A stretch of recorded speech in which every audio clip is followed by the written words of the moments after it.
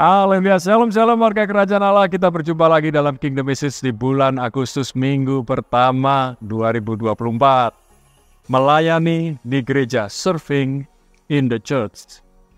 Kekasih Tuhan, melayani di gereja harus fokus kepada kebenaran firman Tuhan. Jadi bukan untuk mencari keuntungan, tetapi bagaimana berbagi, mengembangkan karunia, mengembangkan talenta yang sudah diberikan oleh Tuhan kepada kita dan mempersembahkannya itu untuk kemuliaannya. Dan melayani di gereja harus memiliki kesetiaan, ketaatan, dan kasih. Yang pertama, setia kepada Tuhan. Matius 6 ayat 24, tidak seorang pun dapat bekerja untuk dua majikan, sebab ia akan lebih mengasihi yang satu daripada yang lain, atau ia akan lebih setia kepada majikan yang satu daripada kepada yang lain. Begitulah juga dengan kalian. Kalian tidak dapat bekerja untuk Allah dan untuk harta benda juga. Matius 6 ayat 24, bahasa Indonesia masa kini.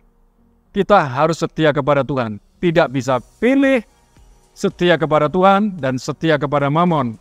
Artinya, Mamon berbicara mengenai fulus, keuangan.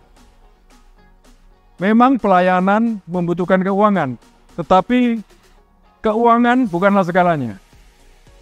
Yang segalanya adalah Tuhan. Yang kedua, taat kepada Tuhan. Efesus 6 ayat 5-7 terjemahan baru edisi 2.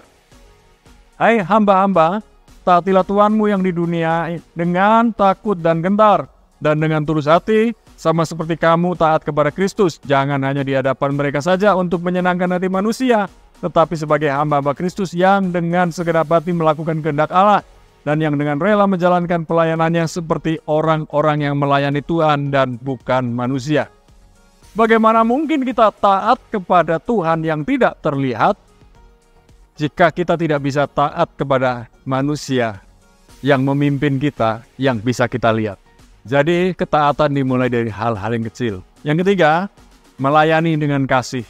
Galatia 5 ayat 13, firman Allah yang hidup. Saudara sekalian yang saya kasih, saudara telah diberi kemerdekaan. Bukan kemerdekaan untuk berbuat salah, melainkan kemerdekaan untuk saling mengasihi dan saling melayani. Ini penekanannya, saudara. Jadi, ini yang harus kita pahami. Melayani dengan kasih. Tema Galatia berbicara mengenai kemerdekaan. Kemerdekaan di dalam Kristus. Jadi, merdeka bukan untuk melakukan semau gue sembarangan, tetapi merdeka untuk saling mengasihi dan saling melayani. 3 hal yang sangat penting kalau kita mau melayani Tuhan di dalam gereja dan melayani Tuhan juga tentu di luar gereja. Setia kepada Tuhan, taat kepada Tuhan, dan melayani dengan kasih. Stay blessed.